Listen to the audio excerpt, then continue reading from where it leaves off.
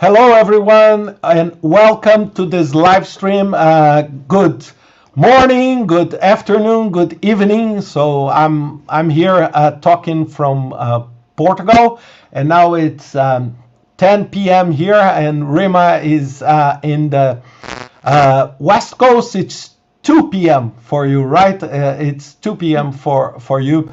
So first, I'd like to welcome all of you for this informal discussion, and I have with me today Rimma Boshernitsan, and Rimma accepted my invitation to talk about a very intriguing topic, talking about ambiguity, and we'll discuss more about that. But let me introduce Rimma to you.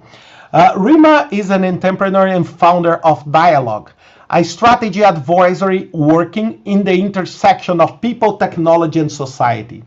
She is a strategic advisor to CEOs of emerging business and Fortune 500 companies like Apple, Aesop, Levi's, Lyft, Kraft Foods, and Chevron. She began her career at Deloitte Consulting Human Capital Practice. Rimma speaks globally on the importance of dialogue and human behavior. As a regular contributor to Forbes, where she writes about the intersection of business and human connection. And she sits on the board of trustees at Headland Centers for Arts and the SECA Council Board at San Francisco MoMA. She's an advisor to Stanford Women in Design program. Rimma, thank you very much for being with me today and for accepting my invitation. Okay, today. Thank you. Yeah, nice to talk to you. Yeah, and, I need to start with one thing. We were discussing before about the title of our live, and you said why not talking about the beauty of ambiguity, and I need to tell you, I was surprised when you said that, because the concept I have of ambiguity, it's something that generates a lot of discomfort. You feel a little bit the pain of uncertainty and how to move. And you said about the beauty. So I want just to start asking you two things. What is ambiguity for you, and why you suggested me to use the word beauty? Okay, what was behind your idea on that? Well, I think, I'll answer the first question first. And I think ambiguity to me is, to your point, is discomfort. It's the space before we get to the thing that we want to get to, but we don't really know how to get to it yet. And it's a place where decisions get made, and decisions can go one way or another. And so if you're fearful of it, it can envelop you. And if you are used to it, then you can move through it. And so I think there's a beauty, like when you're used to ambiguity and used to operating in a space where there isn't, there's a vastness, and many things can go one way or another or a third way, and you don't exactly know how to act. I feel once you get a hang of how to be in a space like that with yourself, with your teams, there is actually a beauty to that. There's a rhythm, there's an approach that you can develop for yourself that helps you navigate, and then it doesn't feel so strenuous and so daunting. Yeah. For me, one big challenge I see on that is that, we were not raised to live with ambiguity, right? We were raised we expect something like, go this way or that way. This is the right and the wrong, and always like that. And what we are facing, even more recently, it's such a big question mark for all companies, all business people. I'm saying it doesn't matter if you work on the for-profit or not for-profit. This big question mark, this big indecision, it's something that is a mark of what we see. And this brings, for me, Rimma, a lot of stress, right? A lot of stress, a lot of pain, a lot of fear. And in your view, what do you suggest your clients and the people you work with to handle this stability in a world that is everything but stable? Yeah. I mean, I think in these moments, I think the most important thing is to have forward motion, right? To kind of keep going through it. Once I was sitting with a client of mine and I made an analogy of, okay, well, so you're learning how to ride a bike and you can ride the bike, you kind of know where to ride the bike, but if you don't make a turn, eventually you're going to hit something, right? So I think the idea is that, you keep moving through that turn, right? Because if you stop in the middle of the turn, the bike falls. But if you keep moving, you actually keep moving forward. So I think the thing that's challenging for most people, and I found myself in this situation as well, where you're stuck in a place and you're fearful of the next step, and you start replaying what can go wrong, what can I do here, what can I do there. But I think the idea is just to make a decision, any decision. It doesn't have to be the right decision, but you move to the next thing, and then you move to the next thing, and then you get clarity as you keep going. And I think it's especially important to have a kind of like a framework for yourself of how you do navigate. What is no matter what happens, what is the thing that you really want the most out of every decision? Is it to feel good? Is it for your team to feel good? Is it for the strategy to take shape? Is it for you to tell your boss that you made a decision or you made the right decision? Like defining like the actual expectations of yourself in the reality has been something that's helped me guide myself when I'm in these moments. And certainly I've seen many of my clients develop these types of structures for themselves. And then it becomes kind of like a decision tree of, okay, well, I don't know what's going to happen. Do I panic? Do I talk to my team? Do I talk to my mentor? Do I talk to my advisor? Do I just journal for a minute and then really like step back from the experience and then make a decision? And so that kind of works. And I think there's also times when we don't have time to step away, to talk to people. We really have to make a call. And in that case, I do think that having a real kind of depth and center of your purpose and your mission both within yourself and within your organization, and how that all of your decisions align to that, should help you guide at least to the next necessary step, so you can make that decision or call, whatever it needs to be. Yeah, the biggest challenge that I see is that we always try to follow something like a road or something like a roadmap. And sometimes events that are completely outside of your control just happen. And there is no road for you. Then you need to build a new path. Imagine, okay, there will be a bridge there, and then I will cross the bridge. I need to swim. And it's extremely challenging and stressful for all of us. For example, what happened with coronavirus, and this for me, it's of course, I don't need even to say that, but this was the most impactful event that we all saw in our lifetimes. And it was so dramatic, that you see the world just shutting down with some invisible virus that you don't see, you don't know where the enemy is and how to handle, and business collapsing. For example, I just want to give you a perspective. In Portugal, I am in lockdown since early January. I'm talking 2 months. 2 months that there is pretty much nothing open. We cannot even go outside. We cannot leave the country without a reason. If I go to the border of Spain, I do not cross. And this was unthinkable. I would say in 1 year ago. You never thought that would something like that. And this brings you a massive question mark about how your work will be. What will be the relevance of your work? And this, for me, it's even more challenging, Rimma, when you are not working with the super cutting edge technology or trend. So imagine that you just work in an incumbent business, that is there for 50 years, 60 years, and then an avalanche like this one just comes to you. And what is your thinking on that? Because I know, Rimma, you live in probably one of the most vibrant environments for creativity, disruptive innovation, all the Silicon Valley, everything. So, but I have been to the Silicon Valley a couple of times, and the world is not like that, right? There are 7 billion people in the world, and we are talking just a pocket of extreme disruption and innovation. But what would be your advice to the people that are listening to us and trying to manage their business, and they are not Apple, they are not Google, they are not Facebook, you know, they how do they do that?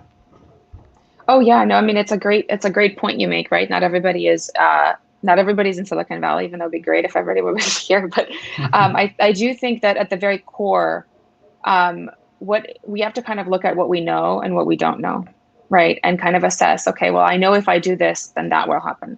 Or I know if I do that, if I don't do this, that will happen. I think at the very core, kind of the way that I think about it is, and this is something that my dad taught me early on. I remember one time I had 5 different things going on at the same time, and I literally couldn't. I was so stressed out. I didn't know how to actually organize everything so that it would yield the right results, and I would get the thing that I needed to get done. And this is, of course, work related. And he like sat me down and he said to me, he's like, "Okay, stop panicking. What do you know?" And I said, "Okay, I know that I need to be here at that time, there at that time, and in the third place at this time, and then here are the priorities." Okay, great. And then what don't you need? What can come off of that list? And so we took off some things from that list that weren't as urgent or as necessary. And that actually, like, yes, I still needed to get a bunch of stuff done. But if I sat back and I actually looked at what I prioritized, it actually felt a lot more manageable to me.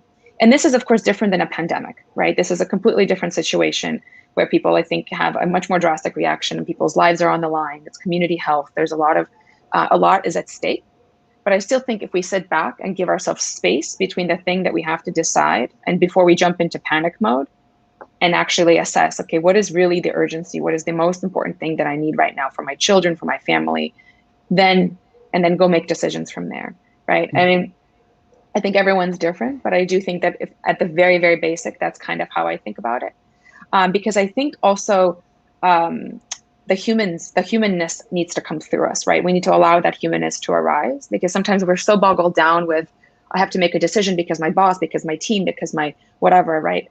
But at the end of the day, the one thing I think that is kind of a trend that I've noticed in talking to people and leaders in this environment is really that the humility that's come out of it all for people, right? Is the compassion for one another and understanding that there's actually people behind the screens, and those people have lives and they have families, and there's a lot going on besides the thing that we think we need to do urgently. And generally speaking, both combining like the work and the like the human aspect of what we're experiencing is the mindset piece. I think there's a way of going into, of training ourselves, right, of dealing with uncertainty and change. That is a mindset of knowing, okay, here are the cycles that I'm going to go through. It's going to be painful. It's going to be uncomfortable. But if I just sit with that, no matter how fast or how slow it goes, and I know that on the other end will be something, maybe a reckoning, maybe something I have to make a decision on, maybe something I'm super uncomfortable or don't want to do, but it has to get done. At least I know the trajectory of my own emotions and my own experience that are going to go through that. Hopefully that answers a bit of the question, but certainly I don't think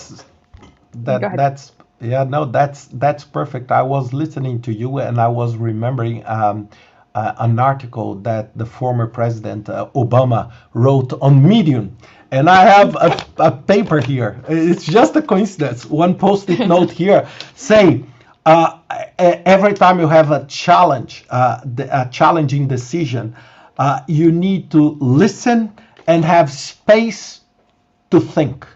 And this is exactly what you just said, and it's here. Just a coincidence. It's here because sometimes we just want to decide, and we don't give this mental space to realize. And you shared your experience. Let me share mine. We have in some ways a similar background. You came from Ukraine to U.S. I came from Brazil. I lived in Denmark, and now in Portugal, and of course, I'm very anxious, and because I'm in engineering, this math concept that everything it's just could be framed in a formula, and through life I learned that this does not work at all.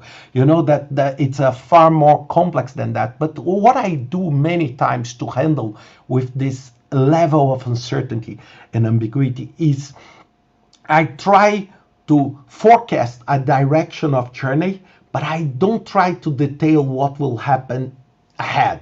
I try to say, okay, what is the next step? You know what? Okay, what I don't want to know. I know that the direction for 1 year is that. And this is something that, for example, when we talk about on the field that I work a lot, that it's more related to projects, the project development, it's what we call agile. Okay, what we can do now, we don't know the end. But we know that maybe the next step is this one, the next step. For example, right now, when we see, I don't know exactly how the pandemic will end up. But I know what I should do now. You know, I need to stop getting infected and infecting others, because then you reduce the panic and the general pressure, and then you keep the life of people. But I don't know exactly. For example, honestly, in March last year, I was paranoid here at home. Nobody even go outside. And we thought, okay, it will be 15 days. It will be 3 weeks. And I never, ever thought that it's a year. And we didn't see, maybe we saw just a very tiny light on the other side of the tunnel that we don't know yet if it's the end of the tunnel.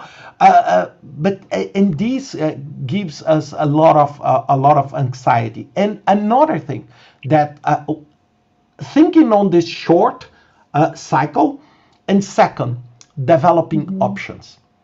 Maybe you do things wrong once, but at least you should learn with that and do not repeat that. So if you have more options, you feel more safe, because you say, okay, if this path does not work, okay, I can shift. Maybe it's not as good as the first one, but it's still reasonable. You know, the problem is when people put everything on one thing that it's full of ambiguity and it doesn't work. Then you get with nothing. And this is, I think it's the way we see today many people. And unfortunately, what happened is that most of the victims of this process are the most fragile ones, are the most fragile companies, are the most fragile, you know, you don't see this with this massive, strong, you know, professionals or companies. And so it's quite unfair that.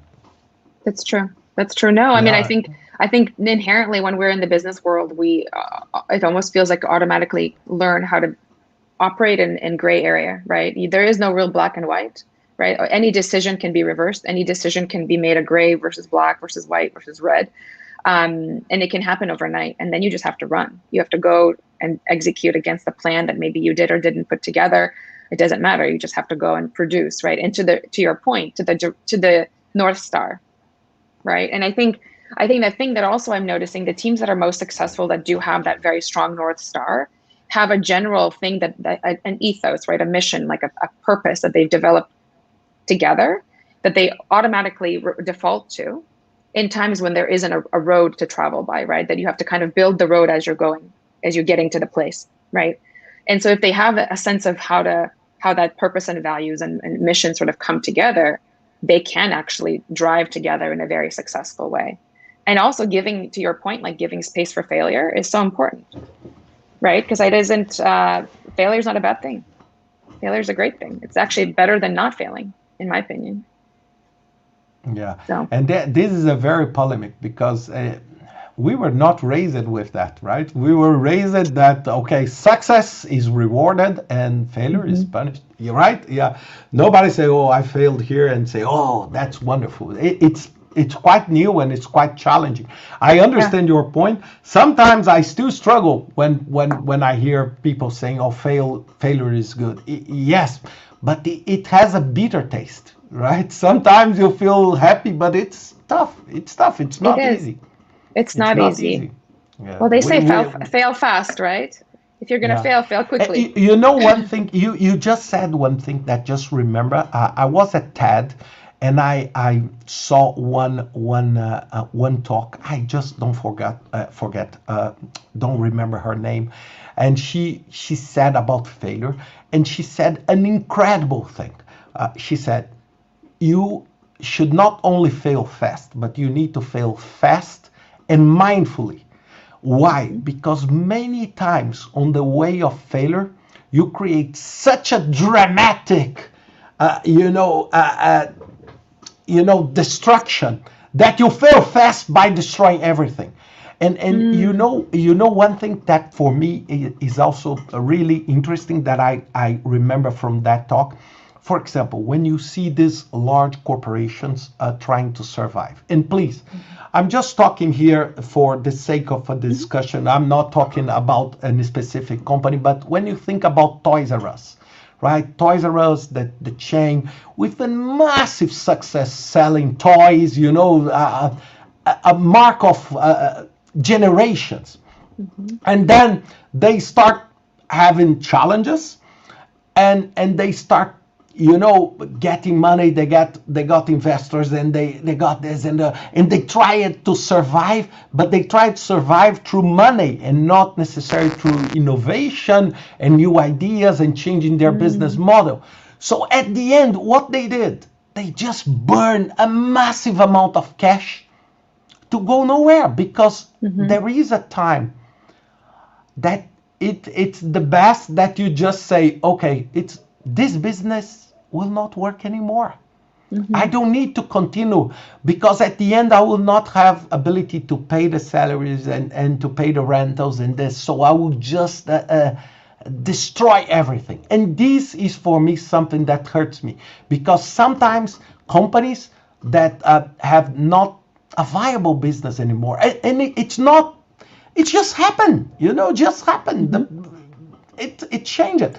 But they feel so certain that business model will continue forever, that they just become blindfolded, and they create a massive damage to the society, right? And this is something that I think handling not only ambiguity, but all this whole VUCA word that we're talking with, volatility, everything.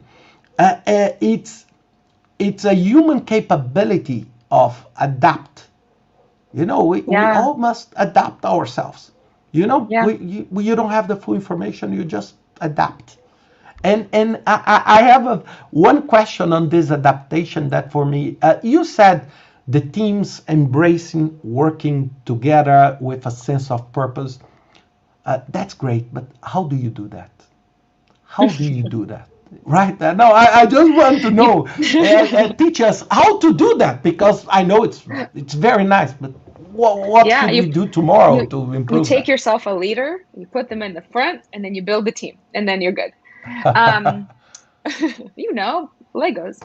No, I mean, look, I think how to build great teams is the question. How to build great teams, or how to make them cohesive in times of change. Which question do you want me to answer? No, look, both. Okay. Well, I think building great teams is one thing. I think that people need a North Star, right? They need a thing that they believe in. They need to believe that the thing that they belong to matters, that they feel cared for, that that there's, compassion in the humanness, but there's also kind of a directness and a sternness in how, and sort of not even a sternness, but more of an accountability and a passion that the work is going to actually get done. Right. And I think the way that I've seen some of my clients build their own great teams by really helping them get to that North Star and creating a plan that is sort of like a vision for how to get to the thing, with a vision with pillars, a vision with tactical kind of ways that they're actually going to be getting to the thing. And I think how to I mean, it's been a while since I've broken down some of these some of the frameworks that we work with clients, but I think, to align people on a singular thing that they believe in, it takes a lot of vision in the leader themselves, right? It takes a lot of kind of pride and excitement about the work, But more importantly, it's strategy. I think the strategy is kind of the biggest pillar too, because you can have all of the purpose and the values and the mission and everything, but if there's no alignment to the bigger organizational strategy and where are we all going as a team, how does it all map together? How do we play with others? How does that get integrated in times of change, in times of emergencies, and kind of different urgent situations? Then things aren't actually going to be as cohesive as we think.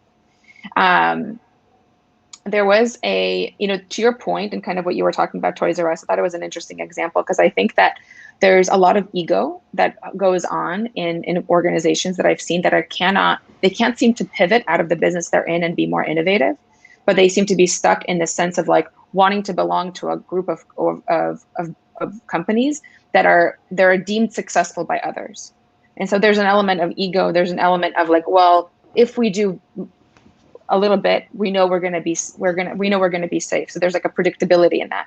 And then there's sort of this need for them to belong to this pack that they don't actually belong to anymore. But the vision for success and for innovation isn't really there anymore either. So it's interesting to me when I think about leaders and teams, and if we think about more of a tactical approach, I would say, especially in times of ambiguity, leaving your ego at the door, bringing back the compassion, the humanness and leadership, and then devising a plan that's actually going to encompass that and leave room for that. So when there is an opportunity or a moment of failure, I wouldn't even say failure, that's very drastic, a moment where there's a crossroads and you need to make a decision, that they can fall back on not only the fact that they are cohesive and know kind of the general North Star that they're going towards, but they also have and feel safe in the sense of who they're making the decisions with and how those decisions will get executed. Yeah, you said one point that for me is so relevant. It's so hard. It's about ego, and again, I was reading recently, and I just don't remember exactly the quote, but it's something like, people feel ashamed of irrelevance, and we see that in social media in such a dramatic way, Rimma. So imagine, for example, the CEO of one of these big companies that has been challenged everywhere with all this ambiguity.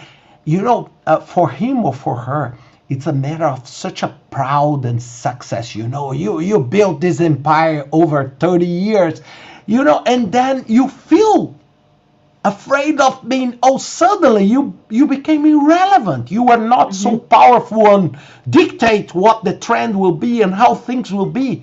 And these, look, what we see today, I just want to take the example of what is happening in social media today.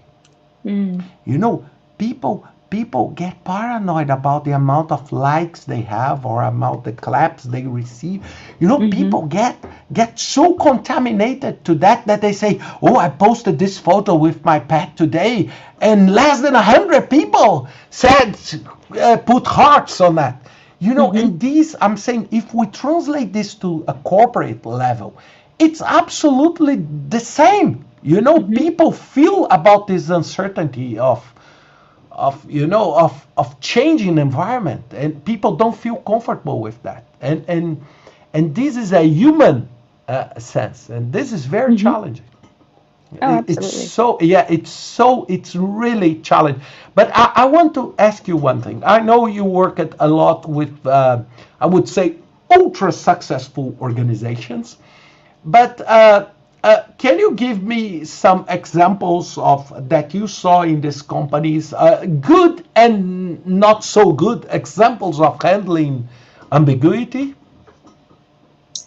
Oh yeah, I mean, very easy to do a bad example, right? That's always the first one that comes to mind is, leaders shutting down completely and not being available for their teams and not being feeling overwhelmed. Exhausted from that overwhelm and just shutting down. So no email response, no phone response, and decisions need to be made and the person is just nowhere to be found. That would be to me a failure of leadership. And that I've seen that happen as well. In my previous work before this company, even in my early career, I used to work in mergers and acquisitions, and that was a very tough environment for people because you're either up or you're out. There is no space for you to make mistakes. So failure wasn't an option for anyone.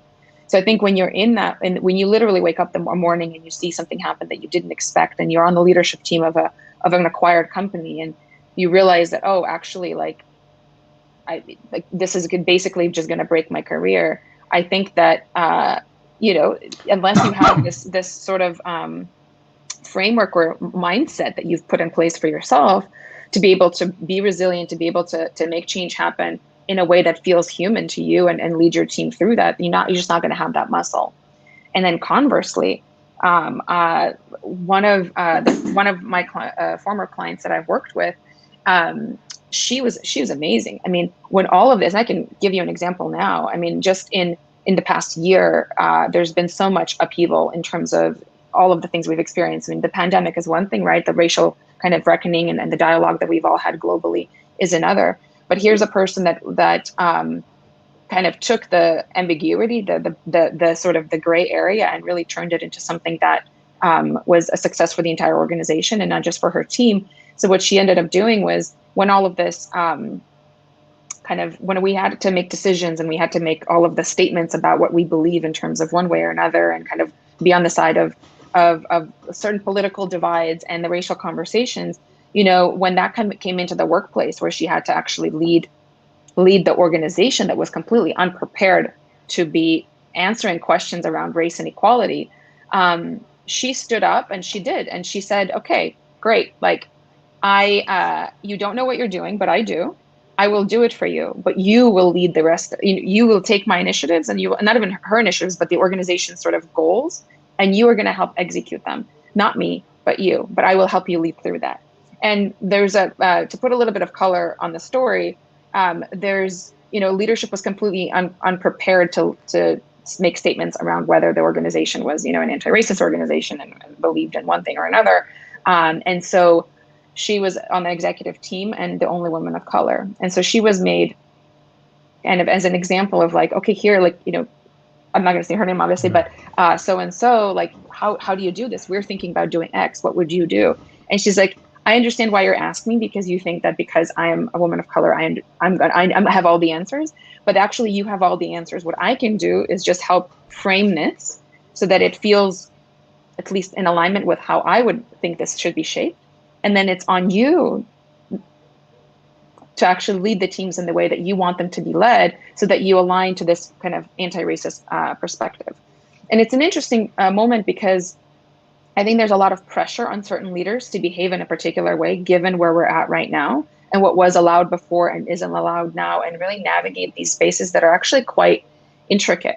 And I think what I've seen success happen is even when the pressure is on, even when they have to make these decisions and even have to question their own kind of positioning on the topic that they're being asked to lead through, the leaders that take accountability for themselves, but also make their peers take accountability for their behaviors and their strategies and their North Stars, are the ones that are the most successful. Because then it creates this alignment at the top of the organization. And the way that it looks to everyone else is that there's a very strong perspective that we believe X. And again, it ties back to this purpose and values, the mission, and both.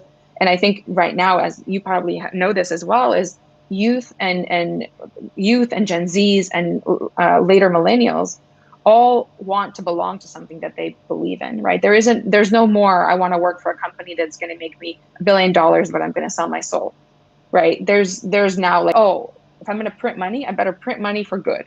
Or, I mean, not with everybody, but kind of generally, there's something like that's like that we want to feel good about the thing that we do in the world.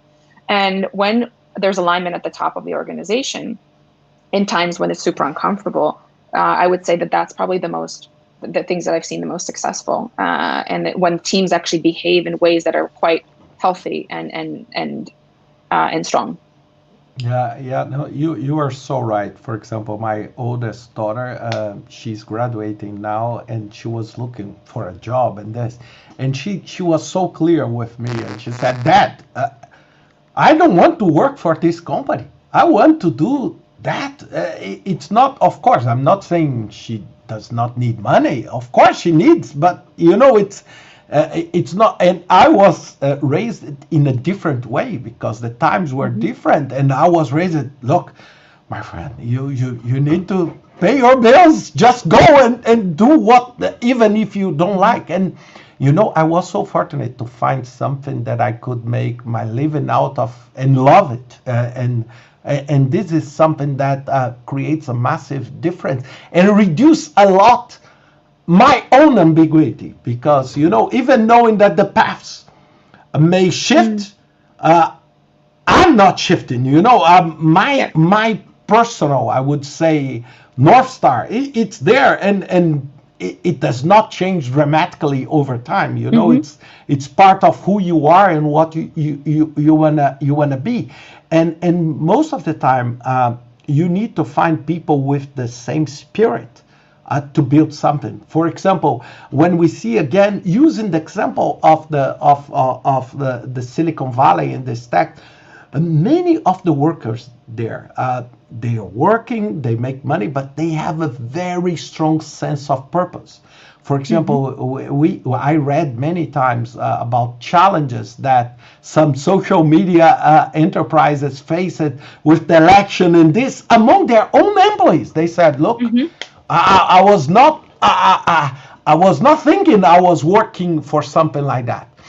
Now, for example, these employees, they are asking their CEOs to engage. For example, when I was starting my professional career at the 90s, CEOs don't talk about politics. CEOs talk about their products, what they do. They don't make statements about Black Lives Matter or racism. Oh.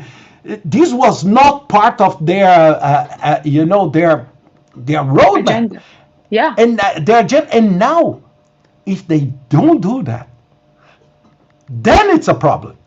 Yeah. So look how because there are some space where people can float, but some of the things are part of the core of what your employees, your shareholders, and even the marketplace is looking. For example, I stopped buying products from some type of company because I don't believe on their policies or their personal views, and this is important. So when we talk about ambiguity, we are not talking about everything. No, there's a set of pillars on the core values of the society that we must keep them. It's not because it's uncertain times that we are. We are playing, a game with no rules. Yeah. We see that, right, with this pandemic and COVID and even the vaccines. For example, I saw some comments here, people talking about, how they manage the pandemic and all the ambiguity. And I need to tell you, Rimma, I don't know if it was a disaster. Okay, I'm saying in terms of governance and handling on the crisis, and it's still a tragedy. And I'm talking globally. When you talk about people competing, okay, who gets the vaccine, more vaccine, it doesn't matter, because if people don't get vaccinated, the virus just mutates, and then everything it's done. But so it's how we can create a more a group approach to solve these challenges. Is not just solve your problem, right? Yeah, and this is something we are close to the end. I just want to ask you now, what do you think is a trend now on this area? Okay, if you're talking to the people that are listening, I'm talking about project managers, project directors, senior leaders in the organizations. What is the trend? What should we think about and look for? I would say some signposts in terms of trends for us on that area. In trends in ambiguity, or trends in ambiguity? Yeah, in this absolutely uncertain time.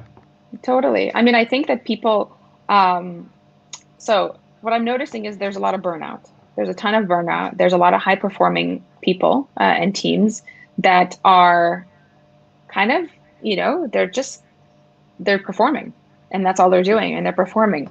And I would say that I think people have gotten used to curveballs being thrown at them, and they understand the sort of the game of ambiguity. But I'm not seeing certain people and certain teams, of course, depends on the leader, be completely used to how to really, like, the nuances of handling it. Some see it and they're like, oh, okay, this is happening again, whatever. And some are really, really kind of looking for, okay, how do I navigate this differently? But they still don't have the tools. And I think that's where I feel like we could still have more space and create more space for ourselves in this very crazy time, if that makes sense. No, yeah, I think, it's a challenge we are facing, because we were not prepared for that. But I think it's a muscle, right? Yeah. Don't you think muscle? I feel like what I'm seeing is, even though we're not there yet, the more people are in constant sort of shift and pull, the more exhausted they get, for sure, because it's an energy that they have to devote to it. But I also think that the muscle is getting built, right? If they have good leaders, or if they're changing leaders, or if they are leaders and they're noticing how others are leading, and they can learn from them, and they can kind of get comfortable with the uncomfortable and really allow themselves to move through, then they're fine. Then there's resilience, right? And then that's kind of how you move through ambiguity. But I think those that are still kind of stuck in those first beginning stages of, like, this, decision fatigue and, and analysis paralysis of which sometimes we all get stuck in. Those, I believe, are the people that are still kind of on that upward trajectory of, like, getting to resilience, but not really knowing how to. But hopefully, like, someone at some point will guide them, or they will guide themselves to be a little bit more kinder to themselves. So this is something I'm listening and trying to figure out, okay, how do I do that? Because sometimes I'm very tough to myself. Absolutely. Me as well. I'm just limitless, I'm just limitless. For example, and I think now it's 10:42 p.m. Here in Portugal, and I'm finishing, but not finishing, because we will continue this talk at the Clubhouse. Right now, we look like crazy, but we will finish here on YouTube, and we'll have a more informal conversation at the Clubhouse. Okay, this is my address. There, we'll open the room in a couple of minutes, and we'll talk. And if you want to join us, you can join us and ask questions. It will be a very informal. Then I want to know, Rimma, a little bit more about the business you do, and what kind of advice can you give to us on handling that. But Rimma, I want really to thank you very much for your time and for accepting this invitation. Okay, I just want to let you know, all of you, that I interviewed and I spoke with Ken Alter about 10 days ago. And Rimma was the one that introduced me to the chef Ken Alter. So thank you very much for being so kind with me. Okay, thank you. And all of you, thank you very much. Okay, thank you all. Okay, and see you next time. Okay, bye-bye. Take care.